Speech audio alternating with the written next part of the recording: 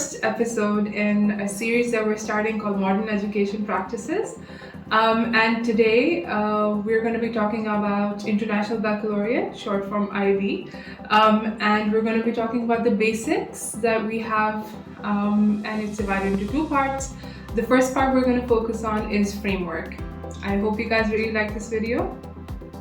Please remember to subscribe and follow. Alright, so the first thing you're going to be, as soon as you come into the IB program, you're going to start hearing this word repeatedly. And the question that arises in most people's minds is, what is an inquiry? Oh, this is something interesting, right? So we know that inquiry is something that's related to questioning, something that's related to curiosity, inquire something, you know. So, but this, in a very simplistic form, the base of it all is to do an investigation into a problem, issue, topic, or idea. And this is basically how the children go through the process of learning inside a classroom, and the teachers basically develop multiple different inquiries throughout a theme, throughout a unit, and it's just basically how we learn. And the more you learn about IB and the more you go through the process, you realize how diverse the term inquiry is. So now let's delve into the IB framework. We're going to go through all the different terminologies and parts and components that make up the IB framework. The first thing you need to know is that IB framework is inquiry-based learning.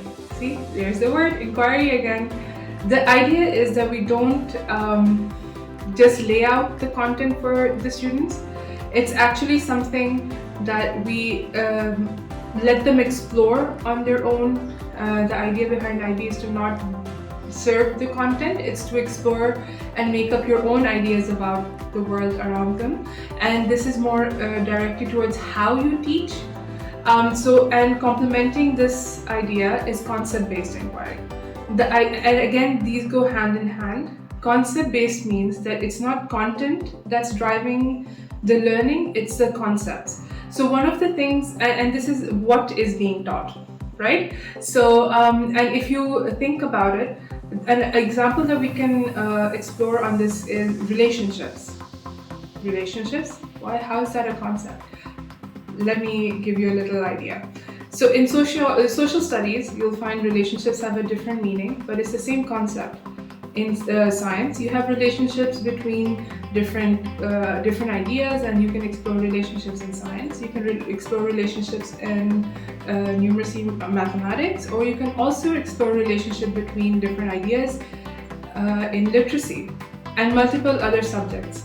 So the idea is, this is called integration, where you take one concept and you try to integrate it with different subjects and explore it using the different subject disciplines. And by the end of it, you should be able to understand the concept rather than just take in content without context. Moving on, the next word that you need to know is transdisciplinary themes. Right? That's a big word, but don't worry, it's something very, very interesting and very simple. The terms traditionally used are first term, second term, third term, but in IB system there is no such thing as terms formally. A school can have it as a policy to make it easier for the parents to understand, but fundamentally the year is divided into up to 6 themes. If the classes are under 6 years of age, right, you can have a minimum of 4 and there are a maximum of 6.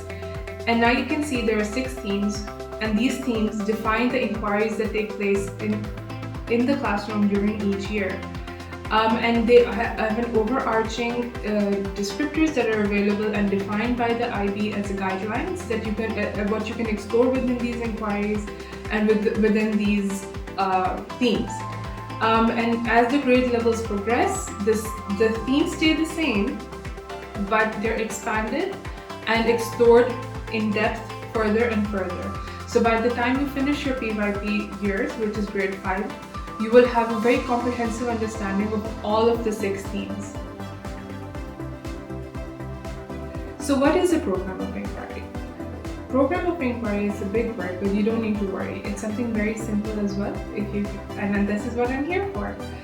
Basically, it initially starts with a group of teachers for the grade level and subject specialists collaborating and developing the plan they would like to implement throughout the year. And these are all the concepts that are going to be taught in relation to all the themes And then they go ahead and sit with the whole school.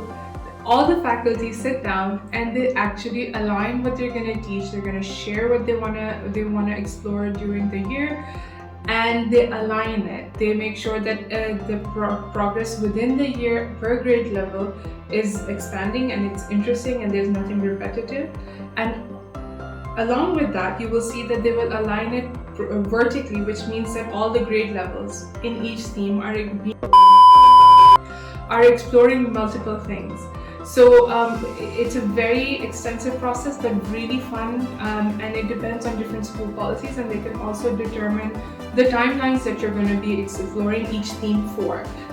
So you can decide between 3 to 4 weeks, 4 to 6 weeks, 7 weeks. I think the maximum you can have is up to 7 weeks, minimum 3 weeks. And this is guided by the IB program. Moving forward, there are 3 different subcategories that you need to know. Approaches to learning, short form ATLs, are basically all the skills that we would want to develop in our students. The IB program has predetermined these, and they are based on very thorough research, and honestly, out of my experience, they pretty much cover all the basics that a student would need to become an independent, confident, competent learner. And that basically inevitably leads them to being a very valuable, well-rounded global citizen. And this is an amazing idea. I think that I've seen students go through this, and the 5 that we know are communication skills, social skills, research skills, thinking skills, and self-management skills. The next thing you need to know, another component that works within the IB framework, are learner profile attributes. The IB emphasizes a lot on the 10 qualities that need to be developed as characteristics within the students.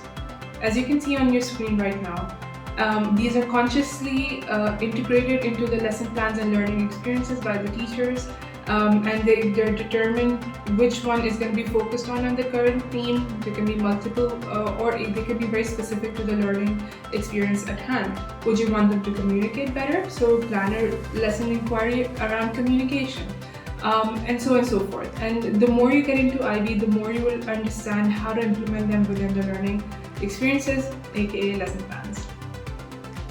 The next thing we're going to talk about is key concepts. So key concepts is something that was really interesting and difficult for me to understand initially, because I wasn't sure how key concepts fit into the IB framework. But exciting thing was, once I understood it, I was like, oh, that makes sense. It's a little deeper understanding than just basic skills and qualities in the students. This is about how we want to view or explore the current inquiry, the lens that we see it through. There are 8 key concepts that we want. Do we want to look at it through connection? Do we want the students to form connections between things? Do we want them to look at cause and effect, that's causation? If you want to look at the function of something, so what lens are we really looking at the current inquiry through? And this is very interesting. And I think that IB's nailed this. This is a little intermediate, but it's really interesting. Really interesting once you start incorporating this into your practice. And again, with all of these, remember, the most important thing is practice makes perfect. Now, the last thing in the framework is action. Again, this was something that was made clear to me very early on. And during my second year of IB practice, I realized that action is actually something that should be determined right at the beginning. And then everything is backward planning happens. So what is action, right? It's basically what we want the students to show or make their learning visible with, right? So we decide, okay, do we want them to be able to do things independently? Do we want them to be able to make better lifestyle choices? What is the ultimate goal of the unit or the theme that we're planning? And how are the students going to show their learning? How are they going to make it visible? What is it that we're going to determine in ourselves is a success for us, that they have indeed been able to explore the concepts that we want, the whole theme, how's it looking? You see, action. There are 5 basic overarching essential components or things that you can choose from, let's just say.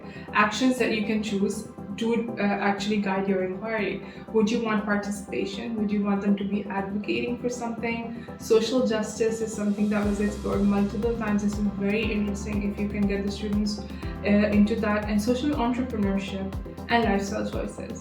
So we are going to be exploring all of the concepts that we've talked about in this video further in detail in the MEP series. So don't worry, but this is just an overview of the IB framework. These are all the components in the basic IB framework and all the terminologies that are going to be very important for you to know as a parent or as a teacher who's just starting off in the IB program. In the following video, IB Basics Part 2, we're going to be exploring all the elements that are in the classroom related to IB. So do remember to watch that as well.